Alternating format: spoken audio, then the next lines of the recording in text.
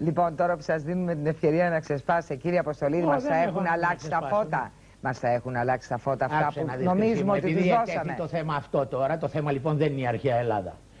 Πρώτον, δεν τους δώσαμε τα φώτα, διότι ο πληθυντικός αυτός, το πρώτο πληθυντικό, μας ταυτίζει με τους αρχαίους και εμείς δεν είμαστε οι αρχαίοι και μακάρι να ήμασταν. Αυτοί πήρανε τα φώτα από αυτούς, ενώ εμείς δεν τα πήραμε. Τώρα, αν ήμασταν εξηγημένοι που δεν τα πήραμε, ήμασταν δούλοι 2.000 χρόνια, ήμασταν φτωχοί και πεινασμένοι, αυτό είναι άλλο θέμα. Δεν τα πήραμε, δεν τους τα δώσαμε και πάψτε να φουσκώνετε. Και όχι μόνο δεν τους τα δώσαμε, αλλά δεν τα πήραμε ούτε από αυτούς όταν ανέπτυξαν τα φώτα της αρχαίας Ελλάδος που πήρανε. Εμείς έχουμε καταργήσει τα αρχαία σήμερα και πολλά χρόνια. Και όχι το Πασόκ απλώς, και οι προηγούμενοι του Πασόκ. Και δεν αυτοκτόνησαν.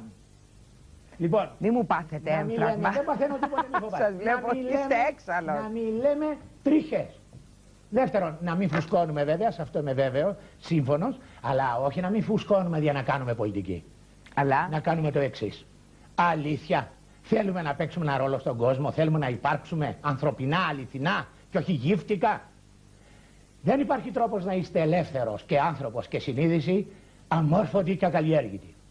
Εμείς όμως το έχουμε ρίξει στις μάσες ξάπλες φούμες. Τρεις δεκαετίες τώρα.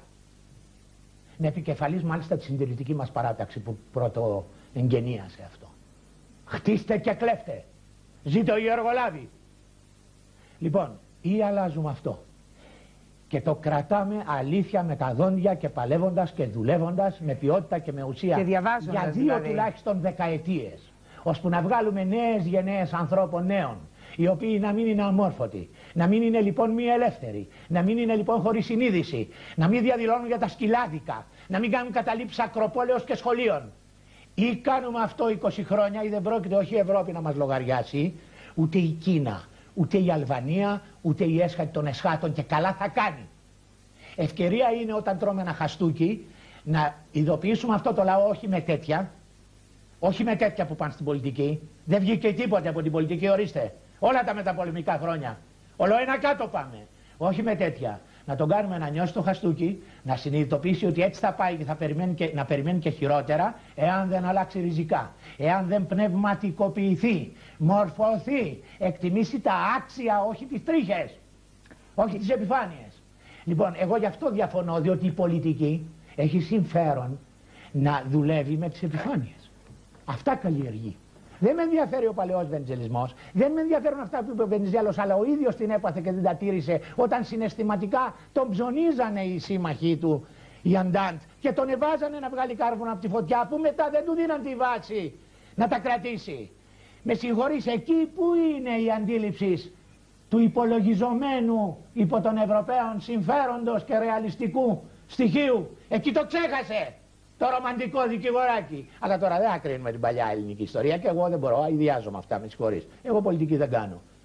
Είμαι ένας άνθρωπος αυτός που τον λες αντιρρησιολόγο ή θυμωμένο ή φοβήθηκες μην πάθω. Αλλά δεν ξυπνάει ο λαός μας και να πάψει να αυτοσυγχωριέται ότι του φταίνει από πάνω και η πολιτική του. Πρώτον, γιατί τους βγάζει αυτός. Δεύτερον, γιατί είναι από το βάθος της καρδιάς του βγαλμένη. Είναι όμνη του απολύτως και είναι όμοιος του. Και να μην αυτοσυγχωριέται και να λέει ότι φταίνε αυτοί, γιατί φταίει αυτός πρώτος. Αλλά έχει και το όπλο στα χέρια. Μπορεί παρά το τι κάνουν αυτοί, που το συμφέρον τους είναι να κάνουν απάνω στην επιφάνεια και σε σύμπραξη με το ξένο πάντοτε, να κάνει αυτό στο δικό του, αν αλήθεια θέλει να υπάρξει. Αλλά δεν μπορεί να υπάρξει με σκυλάδικα, δεν μπορεί να υπάρξει με τέτοια, με σούζες στους δρόμους δεν μπορεί να υπάρξει, με καταλήψεις σχολείων όχι, με καταργημένη τη γλώσσα του όχι, με καταργημένη την ψυχή του όχι.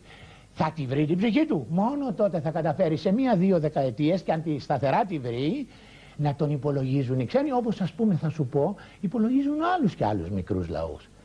Μήπως έχεις την ιδέα ότι δεν υπολογίζουν τους Ελβετούς? Ή πως οι Ελβετοί που τους υπολογίζουν γιατί έχουν λεφτά ή ξεπλένουν τα λεφτά του κόσμου, τους υπολογίζουν παρά που τους θεωρούν βαρβάρους? Μήπως θεωρείς βαρβάρους τους Ελβετούς? Λοιπόν, χοντρικά είναι αυτή η θέση μου.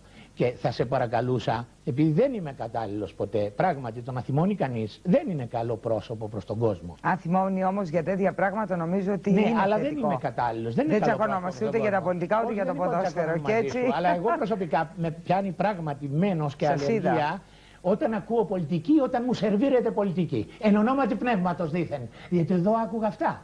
Να μου κάνεις καθαρή πολιτική και να μου πεις ψήφισε με λοιπόν, εντάξει, μόνο σου έχεις αχρηστευτεί. Αλλά να μου κάνεις τάχα πνευματική ανάπτυξη και να μου τα σερβίρεις τώρα έτσι, όχι. Είναι όμως η πραγματικότητα. Εγώ δεν τα τρώω αυτά.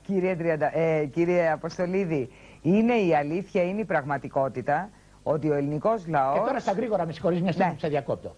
Εδώ που τα λέμε, αν θέλουμε να είμαστε ρεαλιστές, ήθελα από τους κυρίους τους ρεαλιστές να ακούσω το εξής. Δηλαδή στα σοβαρά, η Ευρώπη θα πάει και την Τουρκία αύριο μέσα. Αλήθεια, θα θεσπίσει όχι μία αλλά 18 γλώσσες για να μιλάει, όχι. Μία θα θεσπίσει, έπρεπε. Μία, όχι καν 5. Μία.